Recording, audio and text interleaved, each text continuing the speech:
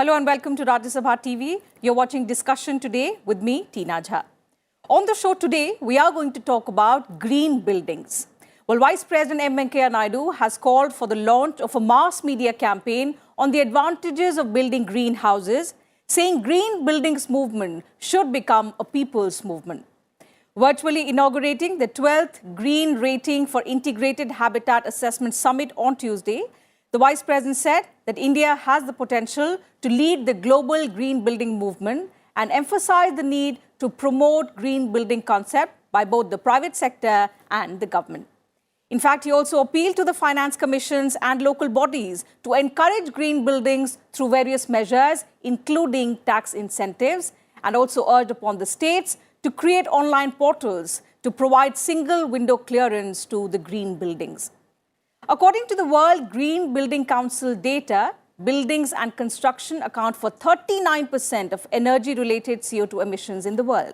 And therefore, there is an urgent need for concerted and coordinated efforts to ensure that the buildings are environment-friendly and energy and resource efficient. So on this edition of Discussion Today, we will be analyzing the need and benefits of green buildings and how can they be promoted in a country like India. Joining me on the program are two distinguished panelists. Let me introduce them to you. We have with us Mr. R. Srinivas, Town and Country Planner, Town and Country Planning Organization, the Ministry of Housing and Urban Affairs, and Dr. Mukesh Sharma, Professor, Department of Civil Engineering, IIT Kanpur. I welcome both distinguished gentlemen on this edition of Discussion Today. Thank you for joining us on Rajya Sabha TV. Professor, if I could begin the program with you. Considering that the green buildings market in India is currently at a nascent stage of development, and therefore perhaps there is a lack of awareness about their importance. First of all, help us understand the concept of green buildings and their need and benefits for India. Indeed, very important topic. That's rightly said that it's more on the nascent stage, but it's certainly picking up, and there's also a bit of competition now to go for the green building. People, general architects, clientele, even the private people are slowly recognizing the need and the advantage of the green building, especially when we see there could be issue, which for the ordinary person is to make a feel that it is certainly energy efficient system, better management of water, and better management of the waste actually. What is important for ordinary people is to say his electricity bill is cut down because of the green building. In fact, for the large buildings especially, the electricity reduction or the energy reduction could be of the order of about 40% or 40% plus actually. So that is what attracts the people. That's point number one. But if we look at the broader aspect, this also helps in the pollution, cutting down the pollution. It also helps in cutting down the carbon dioxide or carbon emissions. And third thing, which is rather quite important, sometimes not covered, this concept of the green building provides the occupant with a lot of comfort, better indoor air quality, and better conditions. As a result, the overall efficiency of the people working in the green building, it goes up. Since there are so many benefits, social, economic, so many benefits of green buildings, what is being done to promote the concept of green buildings in India? Yes, from Ministry of Housing and Urban Affairs perspective, we have prepared model building bylaws. And one chapter has been dedicated for green buildings, which has got the provisions for water conservation and management, solar energy utilization, energy efficiency, and waste management. So these provisions have to be incorporated in the respective building bylaws of state governments and union territories. Now, our effort is that all state governments need to amend their building bylaws. A lot of states have already amended their building bylaws by incorporating the provisions of green buildings. But the biggest challenge will be that to what extent the people are, providing these, elements of green buildings. Yes. One of the important element is that rainwater harvesting. So to what extent rainwater harvesting has been implemented, this has to be ascertained. How it has to be ascertained? Once the building proponent submits the application for occupancy completion certificate, it has to be duly certified whether the building has got the green elements. So I can quote the example of city of Chennai, where rainwater harvesting has been implemented very successfully. And we could get the information that almost 80% of the buildings have implemented the provisions of rainwater harvesting. So similarly, we also need to incorporate the elements of energy efficiency. That is through low energy consumption lighting fixtures. So this depends on the awareness to be created by the urban local bodies, urban development authorities, and the town and country planning departments. Okay. It's not only from the government side, but at the same time, non-governmental organization, community building organizations, and resident welfare associations can also, play their role in order to, enhance the significance of green buildings. Okay. So this has to be done by all. It's not only from the state government agencies like urban local bodies, development authorities, and town and country planning departments. Coming back to you, Professor, if we talk about adaptability, how strong are the cases in a country like ours? Because it is believed that green buildings may require an initial investment which could be higher than the traditional conventional buildings? You're absolutely right. Actually, the green buildings may be slightly more costly. The cost increases depending on the green features that we sort of have in the building. But when we talk about very simple, ordinary the features, actually, for example, Mr. Srinivas talked about the rainwater harvesting. For example, having some sort of energy efficiency in terms of your building walls, for example, cavity walls you have. So those features are relatively cheaper and could be very well be implemented. But suppose we want to have the more features, for example, we want to have the energy storage system, for example.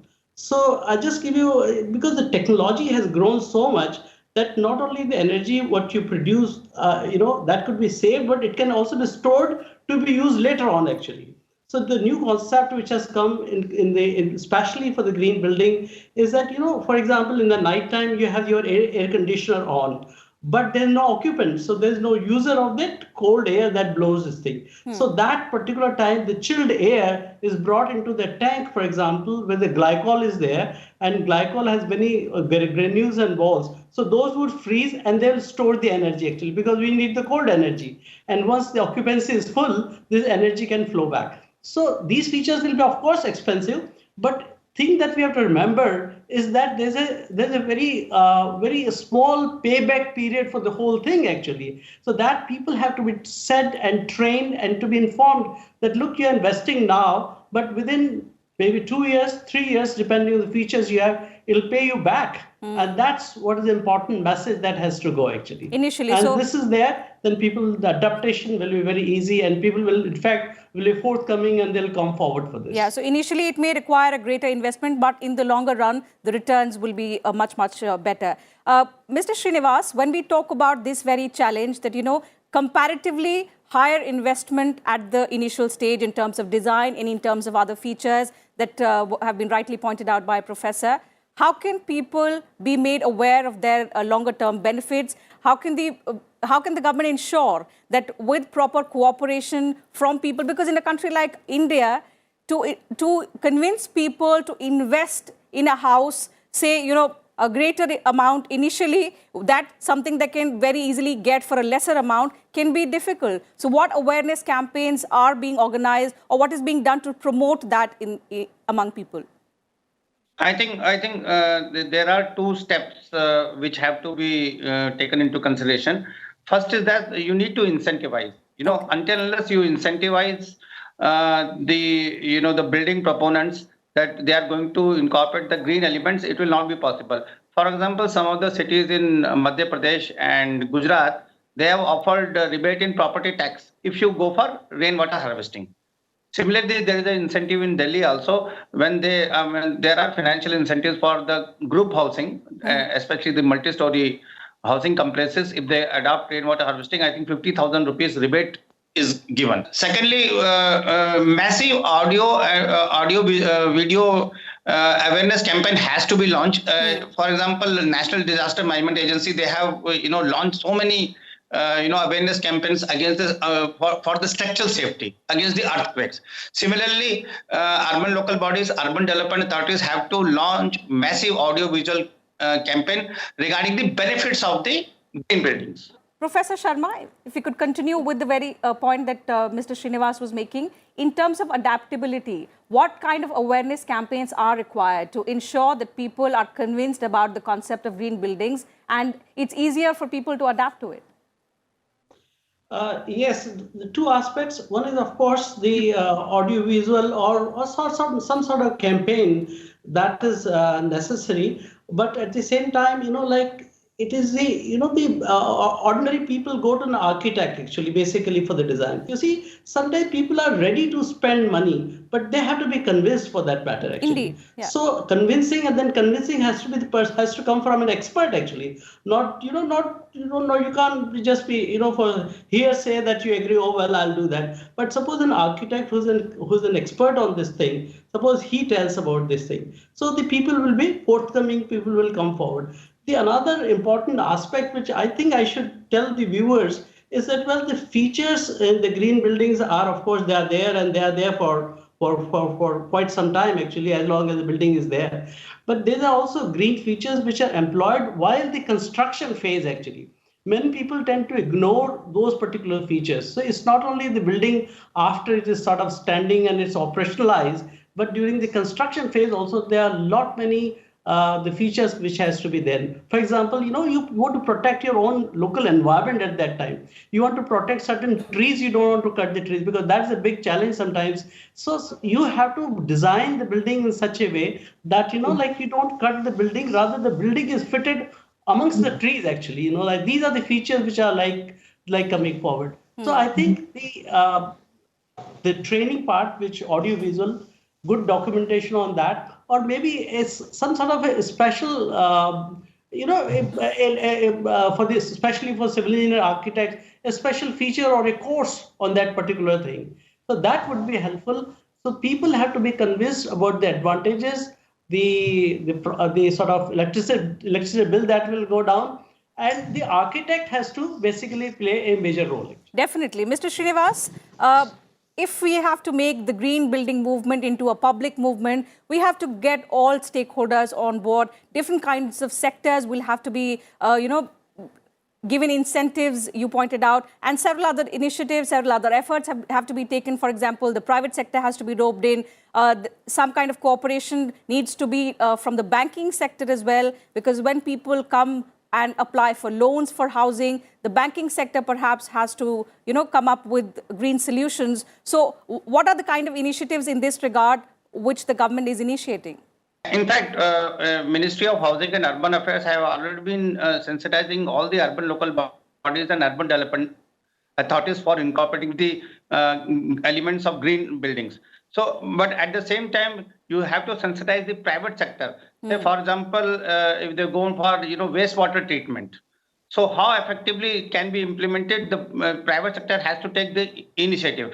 At the same time, I mentioned about the Resident Welfare Association and Community Building Organization. In fact, they are the best stakeholders who can sensitize the citizens in terms of water conservation. They can circulate the pamphlets regarding the benefits of water conservation and how you are going to capture the rain. That becomes very much important, and this has to be done at the lowest level. At the ward level, a lot of sensitization program can be undertaken so as to sensitize the common man or citizens. Mm-hmm. So this we have been doing in coordination with the urban local bodies and urban development authorities. Right. If I could go for 30 seconds just to update on that. Sure, go ahead. Of course, there are quite a few actually stakeholders. The bank is, of course, as you said, is very important because the banking loans of either for the builders or for the ordinary people that comes from them. So if there's depending on certain green features, one can even think of the tax break or some incentives, like in terms of the loan. some very small amount of rebate just to sort of attract the people. Yes, And to the other promote green important thing solutions is that all can be the done. large buildings have to go through what we call environmental clearance procedures actually. So that in fact that procedure is very tedious, very long, sometimes take a lot of time. So that the clearance bodies and authorities can be sort of informed certain depending on the green features that clearance could be fast actually because all environmental factors have been considered. So in that case the clearance can be fast, and then as a result a lot of time can be saved. So that is another stakeholder, the environmental clearance, which is very important Indeed, and feature in also the whole considering thing. the fact that, at least half of the country's population will be living in towns and cities by the year 2050, it is going to create a lot of pressure on the housing sector, and that's why green solutions will have to be developed. Mr. Srinivas, so there will be multiple challenges because if there is a lot of stress on the housing sector, how can we come up with green solutions and promote them at the same time? Professor Sharma, he mentioned about the clearances, streamlining the clearances. Let me tell you, Ministry of Housing and Urban Affairs is, coordinating with the Municipal Corporation of Mumbai as well as Municipal Corporation of Delhi in implementing the online building permission system. And now every building plan has to be applied online. Okay. And similarly, besides Mumbai and Delhi, 2,111 cities and towns in the country out of 7,933 cities and towns have totally migrated to online building permission system. So this has actually streamlined the certification. So if certification is stringent, definitely the enforcement will be better. And people will start adopting the green building features, and it will become very popular. It has to be popularized, and at the same time, Professor mentioned about the incentives given by the bank. Of course, we will look into this thing, and we will try our best to convince the banks that to what extent they can give rebate or discount in the the loans if people adopt the green building elements. Definitely. And talking about the stress on the housing sector, sir, data suggests that at least half of India's population is going to be living in cities and towns by the year 2050. So there will be tremendous pressure on the housing sector, and that's why green buildings are going to be the need of the hour.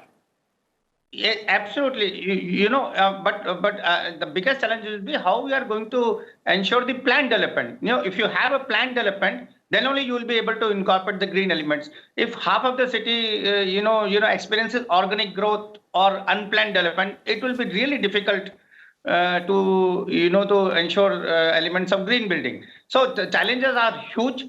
But of course, if you are going to have a greenfield development, all green, the newly planned, cities can always incorporate green elements. There should not be any constraint on that. That may be for the new buildings, Professor. Okay. Professor Sharma, what he suggests can be for the new buildings, but what about the existing ones? How can they be refurbished and be brought into the concept of the green building?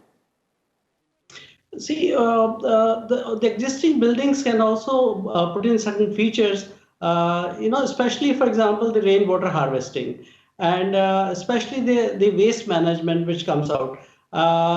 So rainwater harvesting is very simple to be done. It is sort of roof collection of the water, and then water, the tendency has to somehow, even in the older buildings, we can fit in the reuse of that water actually. So the water, whatever that is collected through rainwater, if it properly can be stored for a while so that all sediment, dirt, it settles. And this rainwater is, it's not a gray water, or it's not a water that's coming from your washroom or bathrooms. This is water, I wouldn't say its portability is high, but its reuse potential is very high. So in that concept has to be brought in. That is the very simplest thing that can be done. But another aspect, slightly differing from what is being said, is it's equally important that once you have the green features, you have invested in a lot of money in that one. There should be a mechanism that those green features are maintained throughout the life of the building. Sometimes just we can show that we have done this particular feature, and then suppose you don't maintain it for a while, and then the purpose is defeated. So there has to be a mechanism where all the green features are maintained and you get the full advantage or full benefit of the things that we have put in. So these are the issues which are sort of side issues but equally important actually. I may add about the waste management at the house level. Yes, I sir, mean, go ahead. it's not at all difficult. You can always reduce the generation of organic waste. I mean, you can recycle, you can reuse. So that is going to contribute towards the green building. And in fact, we have incorporated the provision of waste management by the way of segregation of waste at source. And it is not at all difficult. I mean, individually also, we can always reduce the kitchen wastes, and which are the non-kitchen waste. They can always be recycled. The newspapers, the paper materials, you can always dispose of through the scrap. The kabadi walas. So it's not at all impossible for the old buildings. Waste management is always possible. Okay, point taken, sir. But, as we've been talking about, it's a wonderful initiative, something that needs to be promoted rigorously in India. But creating a balance between economic development, looking at our population also, and environment is going to be a huge challenge. So how are we going to tackle with the challenges that you just pointed out?